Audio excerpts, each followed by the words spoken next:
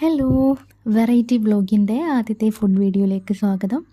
ഇന്ന് നമുക്ക് ഈസി ആയിട്ടുള്ള ഒരു ചിക്കൻ ദം ബിരിയാണി റെസിപ്പി നോക്കാം. ആദ്യം അടുപ്പിലേക്ക് കുക്കർ വയ്ക്കുക. കുക്കർ ഒന്ന് ചൂടായ ശേഷം കുറച്ച് വെളിച്ചെണ്ണ ഒഴിക്കുക.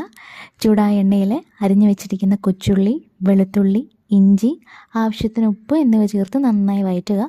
ഒന്ന് വഴണ്ടി വരുമ്പോഴേക്കും അതിലേക്ക് നമ്മൾ അരിഞ്ഞു വെച്ചിരിക്കുന്ന തക്കാളി ചേർത്തൊന്ന് ഇളക്കി കൊടുക്കുക.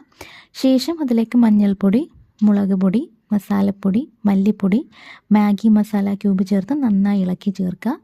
അല്പം മല്ലിയിലയും കൂടി ഇട്ട് കൊടുക്കാം. ശേഷം കഴുകി വൃത്തിയാക്കി വെച്ചിരിക്കുന്ന ചിക്കൻ ഇതിലേക്ക് ചേർക്കാം. എന്നിട്ടെല്ലാം നന്നായി ഇളക്കി യോജിപ്പിച്ച ശേഷം കുറച്ച് വെള്ളം ചേർത്ത് കുക്കർ അടച്ച് വെച്ചിട്ട് 4 വിസിൽ വരെ വെയിറ്റ് ചെയ്യാം. ഇനി നമ്മൾ ദം ചെയ്യാൻ പോവാണ്. നമ്മൾ ബിരിയാണിക്കുള്ള റൈസ് ഊറ്റിയൊക്കെ വെച്ച് നേരത്തെ വേവിച്ച് സെറ്റാക്കി വെച്ചിട്ടുണ്ട്. അപ്പോൾ ഇനി ദം ചെയ്യാനായിട്ട് അടുപ്പിലേക്കൊരു പാത്രം വയ്ക്കുക. എന്നിട്ട് അതിലേക്ക് അല്പം എണ്ണ ഒഴിച്ച് ചൂടാക്കുക. എന്നിട്ട് അതിലേക്ക് നമ്മൾ നേരത്തെ തയ്യാറാക്കി വെച്ചിട്ടുള്ള ബിരിയാണി റൈസ് ഇട്ട് കൊടുക്കാം. അതിന് മുകളിലായിട്ട് കുറച്ച് മല്ലിയിലയും കൂടി ഇട്ട് കൊടുക്കാം. ശേഷം നമ്മൾ നേരത്തെ തയ്യാറാക്കിയിരിക്കുന്ന ചിക്കൻ അതിലേക്ക് ചേർക്കുക.